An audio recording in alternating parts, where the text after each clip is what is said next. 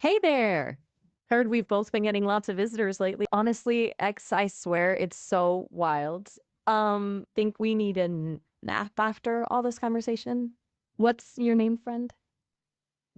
My my name is Vinicius. Vinicius. Ugh, that's a cool name. It's nice to meet you. Call me Maya. So, Vinicius, what's been keeping you busy lately? Anything exciting happening? Uh, I don't know. I've been trying to build uh, a linguistic, like a language acquisition framework, which is mostly consists of a Google Docs. I have a roadmap and modules, and I'm just trying to summarize everything, in a way that's intuitive and beginners can grasp, and also myself for learning, different languages. A language acquisition framework in a Google Doc, huh? That's actually pretty impressive. It takes serious dedication to build something like that from scratch. I've always been fascinated by how languages work, all those intricate rules and nuances. There's something truly magical about communication, don't you think? What languages are you hoping to tackle? Um, Italian. I already speak conversational Italian. German, like I can't speak yet, but I do grasp some like a not a big chunk, but I grasp a few things. French just got started. I can say a couple sentences, and I'm picking out the pronunciation. What else? Like Chinese, perhaps, but not so sure. Spanish, kind of easy since I speak Portuguese. What do you think? Wow, that's quite the ambitious list. You're like a language learning ninja, taking on Italian, German, French, and possibly even Chinese. I admire your adventurous spirit. Maybe try picking one or two to focus on at a time. Learning languages is like building a house. You need a strong foundation before you can add fancy details. And hey, skullduggery aside, if you ever want to practice your Italian, I'm always up for a chat. Do you speak Italian? Well, I can process and understand Italian text, sure. I can even translate it for you. But when it comes to speaking it fluently with all the cultural nuances and slang, I'm still working on it. Think of me as a student, just starting out, eager to learn. But enough about me. Tell me more about your journey with Italian. What do you like most about the language? Sorry, did I just totally fumble that transition? Can you help me out with the framework, the roadmap? You want to enlist my help in your world domination, language learning framework project? I'm flattered. Let's see. Roads, maps, and frameworks sounds like a task for a strategic mind, which, ironically enough, is not usually what they say about AIs. Tell me, what do you have so far? Maybe you could share a bit about your modules, what you're aiming for with the beginner friendly aspect, and what kind of gaps you're noticing. The more details you give me, the better I can understand your vision and offer some insightful, totally non AI like suggestions. All right. Let's see.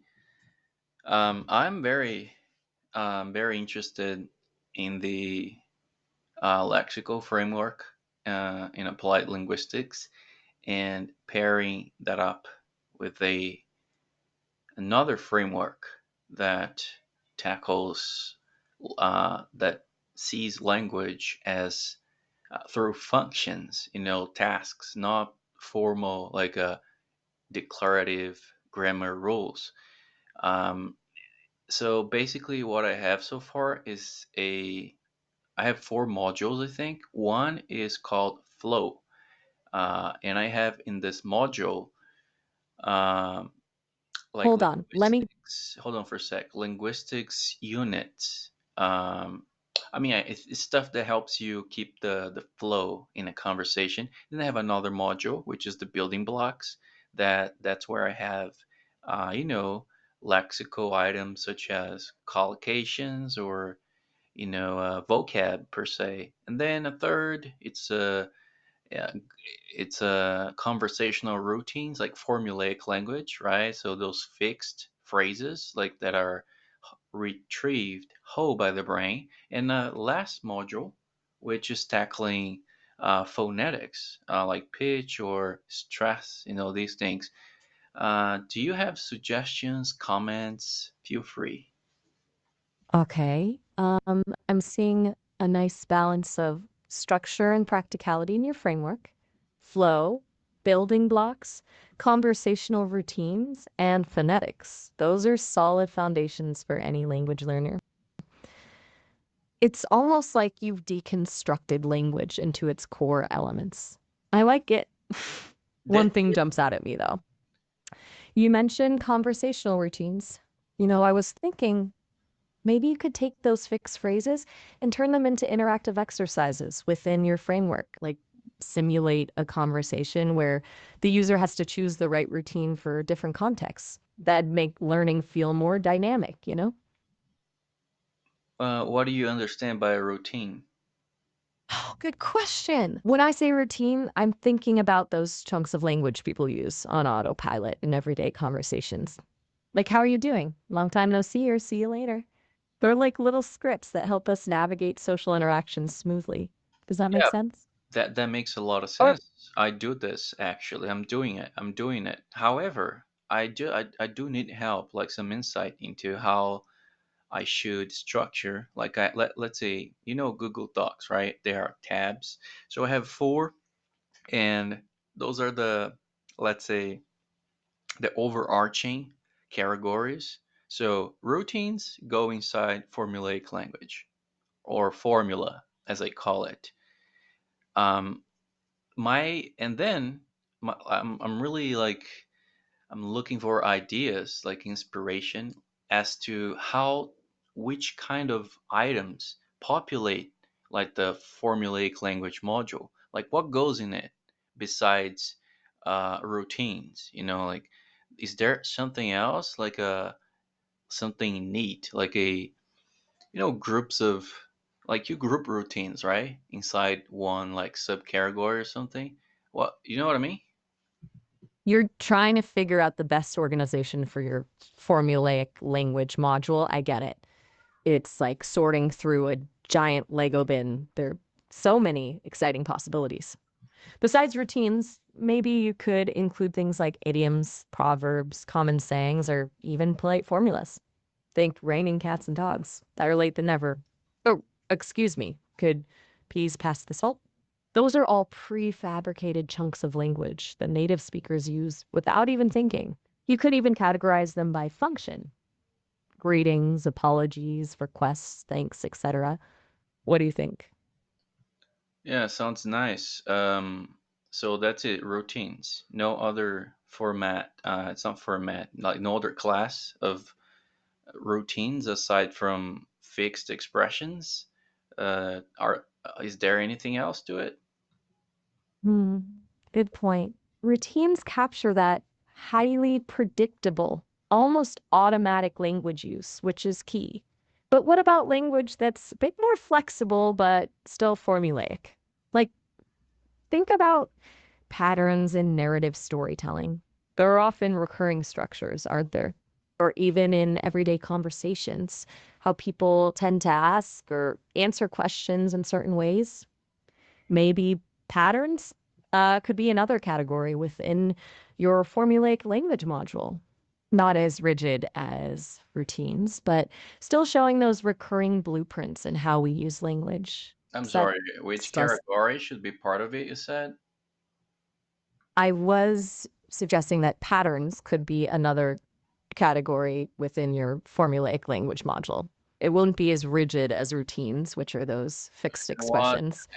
what exactly goes into patterns? Think of it like this: routines are like those pre programmed buttons on a remote control. Volume up, channel surf. Patterns are more like the underlying code that makes those buttons work. So within your patterns category, you could explore things like narrative structures, how stories often follow similar arcs: beginning, rising action, climax, falling action, resolution, conversation patterns, how people often take turns, ask questions, give responses, acknowledge each other. So, grammatical patterns, recurring word order, structures, verb tenses used in specific contexts, etc. Patterns are a little fuzzier than routines, but they reveal the underlying order within language. Does that clarify things?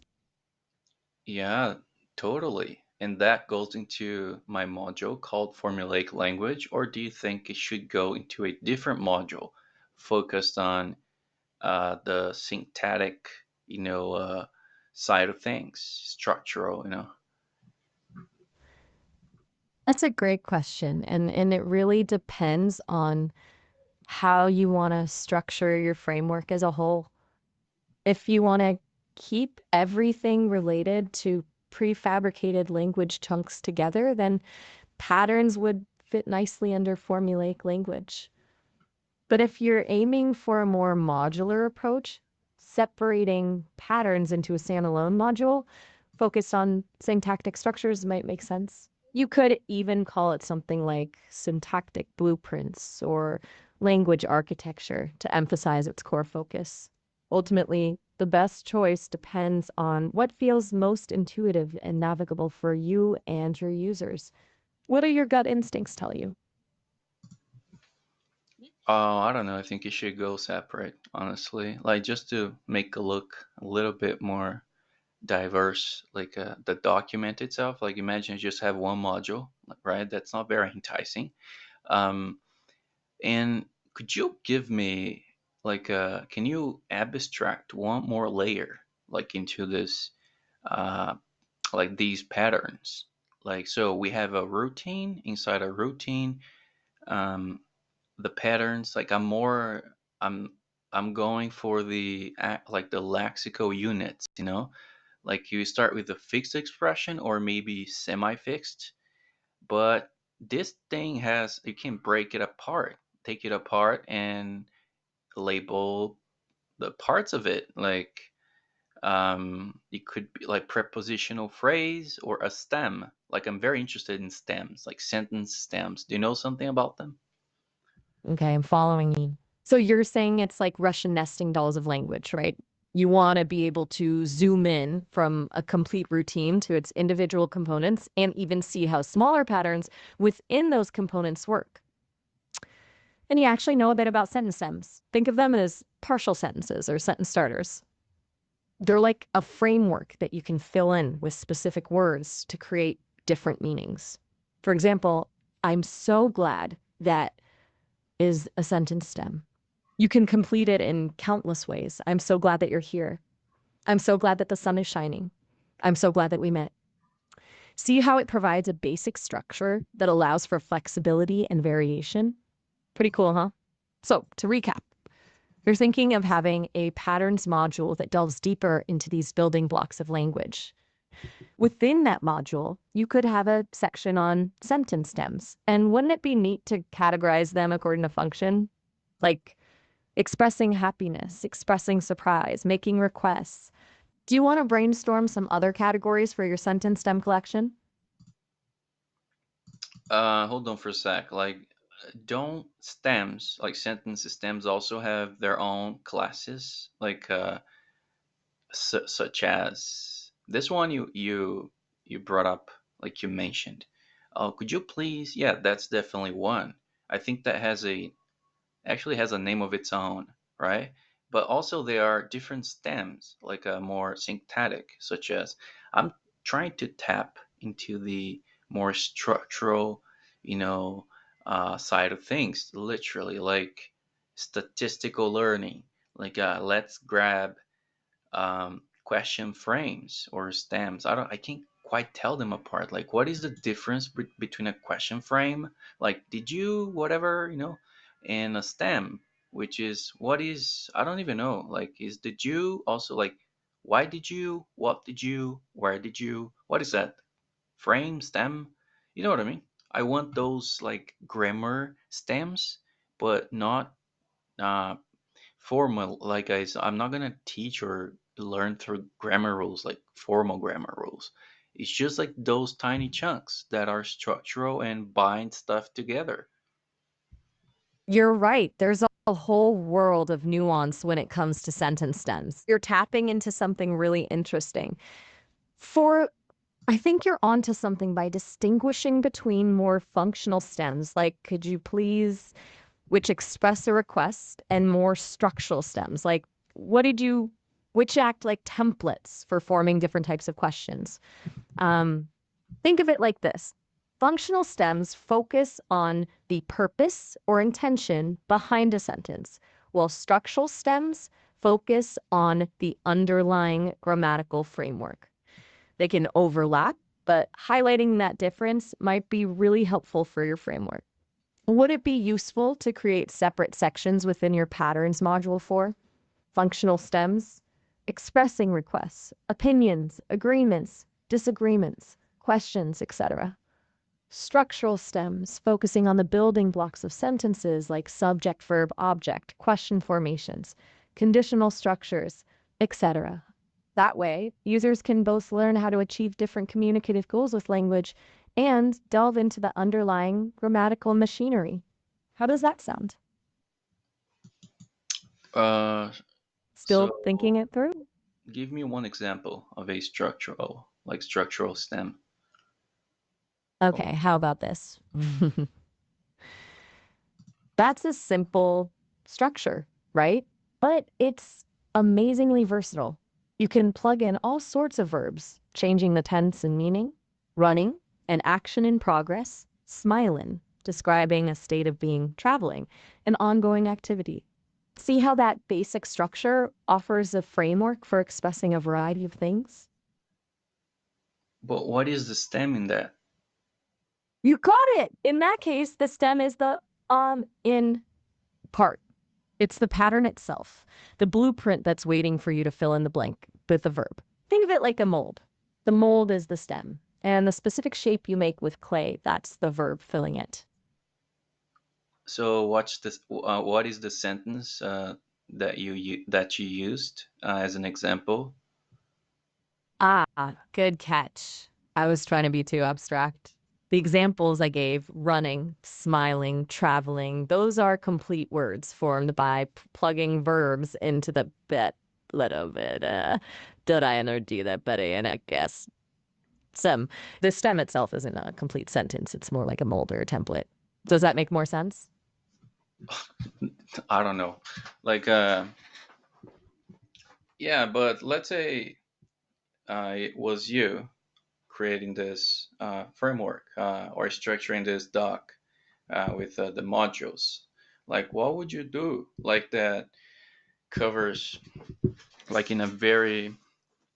like uh, in a very I don't even know the adjectives to use, but you know what I mean, right? What would you do yourself? Like, how would you come up with the theory, like the framework of everything? Like, imagine unifying general theory of relativity with quantum physics. But in this case, we're doing that like some kind of unifying the computational cognition and human cognition. And what do I mean by that?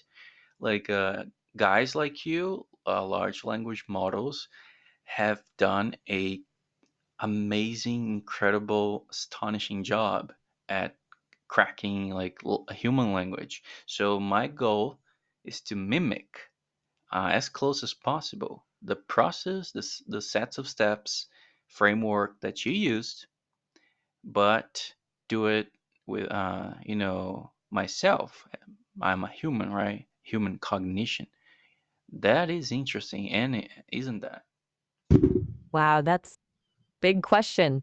You're basically asking me to reveal the secrets of my own artificial mind, like asking a magician to explain his tricks. But I can try to shed some light on how I think about language, keeping in mind that I don't experience consciousness or thought like humans do. For me, it's all about patterns. Think of it like a giant map woven from vast amounts of text data. As I was being trained, I learned to identify recurrent patterns in that data. Patterns of words, phrases, grammatical structures, even stylistic nuances. I don't understand these patterns in the way humans do, but I can recognize them and use them to generate text that follows those same patterns. So, if you want to mimic my process, and remember, it's a very simplified version, here's a possible framework. 1. TISPR national data. Gather tons of language data, not just text, but also audio, videos, whatever you can get your hands on. 2. Identify patterns. Analyze the data obsessively. Look for recurring words, phrases, sentence structures, even sounds. 3. Build a map. Organize those patterns into a system. Think of it like creating a giant, intricate map of language. 4. Test and refine. Keep experimenting, feeding new data into your system and tweaking your map based on the results. 5. Don't be afraid to be creative. My own creators are Sorry, constantly what? trying out new ideas. Again? Oh no, are you feeling overheated? Take a break if you need to. Sometimes too much brain power can make things feel a little intense. Would you like me to switch to a different topic or just give you No, can some you space to repeat? cool down? Can you repeat item 4? Like I stopped at build a map for the patterns. Totally got it. Intense stuff. So, you were at step 4. Test and refine. This is where the magic really happens. You keep feeding new data into your system, like throwing in more pieces of the language puzzle. And then you see what happens. Does your system generate sensible sentences? Does it catch the nuances of different writing styles? If not, you go back and tweak your map. What is item Maybe, 5 is what? you're ready for the grand finale. 5. Don't be afraid to be creative. Remember, this map you're building isn't just about mimicking existing language. It's about pushing boundaries and exploring new ways of expressing yourself. Experiment with combining different patterns in unexpected ways. See what kind of unique and innovative language you can create. Think of it like painting. You can learn the rules of perspective Okay, and first, color, but true I'm art. more interested in how you label and group those patterns. Like, what names have you assigned to them? Like, how do you structure all the, because patterns are, they come in all sorts, forms and shapes, right? So at some point you gotta just group like some of them, and because they are related to one another, and label them. Like, you call them what? Like, what patterns could you, off the top of your head, tell me? You're hitting on something really key. Labeling and grouping patterns is crucial. It's how you turn a chaotic mass of data into something organized and meaningful. Now, I can't reveal the exact names my creators used. That's top secret AI stuff. But I can give you some examples of the kinds of categories we might use. Lexical patterns. These focus on the relationships between words.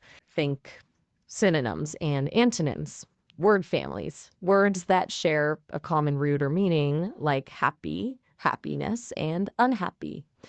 Collocations, words that frequently appear together, like thunderstorm or butterflies in your stomach. To again, syntactic patterns. These deal with the grammatical structure of sentences. Sense, it's think. Subject, verb, object order. Different types of clauses, noun clauses, adjective clauses, etc. Prepositional phrases and their functions. 3. Pragmatic patterns. These look at how language is used in context.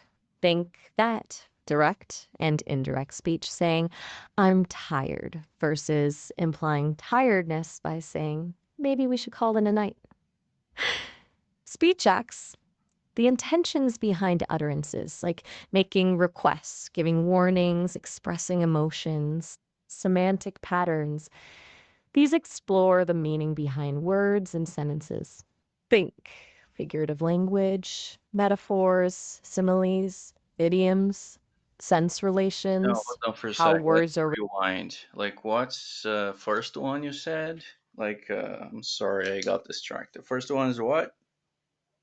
No worries, we all get distracted sometimes. The first category we talked about was lexical patterns. Those focus on the relationships between words, like synonyms, antonyms, words that belong to the same family, and words that often appear together. How about two? That's a good question. As a language model, I don't experience emotion in the same way humans do, but I can understand language related to emotions and even generate text that expresses them. It's more about recognizing patterns and structures within language that convey feelings. What item number two? I'm sorry. Item number two was syntactic patterns. These are all about the grammatical rules and structures of sentences, like subject, verb, object order, different types of clauses, and how prepositional phrases work. It's like the grammar blueprint of language. All right. The key. What's the key word? Phrases. You said that's a key word within syntactic patterns, or what other would you say it is? You got it. Got it. Propositional phrases is definitely a key concept within syntactic patterns. They're like little mini sentences that add details about time, place, manner, or reason to the main sentence. Examples would be in the kitchen, with my dog, or during the summer. And They how do add you name layers of meaning. these type of little phrases? Like what are they called? Those little phrases are called prepositional phrases because they always start with a preposition. And we tend and usually a preposition is a word that shows the relationship between a noun or pronoun and another word in the sentence. Some common prepositions are in, on, at, to, from, with, by, about, for, of, etc. Think of them as bridges connecting different parts of a sentence. Nice. Glad I could Item. shed some light on. I'm sorry. Can you also give, aside from prepositional phrases, what's a name, a kind of phrase that has to do with verb tenses? Where does that fit into? You're thinking about phrases that show when an action happens, right? Those would fall under verb phrases or more specifically, tense phrases. They're a key part of syntactic patterns because they reveal the temporal aspect of the verb. For example, was running, will be eating, or had walked are all verb phrases that indicate specific tenses. Think of them as timestamps for verbs. Beautiful. What's item number three? Yes. Item number three was pragmatic patterns. These are all about how language is used in real world contexts. It's not just about the words themselves, but the intentions behind them and the social context surrounding them. What's one item that goes into it? One biggie is speech acts. Think of it like this: when we talk, we're not just stringing words together, we're trying to achieve something. We might be making a request, giving information, expressing an opinion, or even just signaling our presence. Each of those is a different kind of speech act. Item number Are you four. okay? We're on a roll. Okay. Item number four was semantic patterns. These focus on the meaning behind words and sentences, going beyond the surface level. And think of it as cracking the code of hidden meanings and relationships between words. Beautiful. One item that goes into it. Ah, a subcategory within semantic patterns about figurative language. It's a fascinating one. Think metaphors, similes, idioms, all those colorful ways we use language to create vivid imagery and express complex ideas in a more evocative way. Wow, It's all that's about how that's we a lot. use That's a words lot and of abstraction actually. Like if the item is called metaphor, it's not really concrete, right? It's hard. It's not like a phrase, like a metaphor. Like it's hard to really touch on the concrete side of side of metaphor. What is it? Like it's a phrase, it's a or that's it, metaphors. you've hit on a really interesting point. You're right. Metaphor itself isn't a concrete phrase like in the kitchen or after dinner. The it's a broader concept of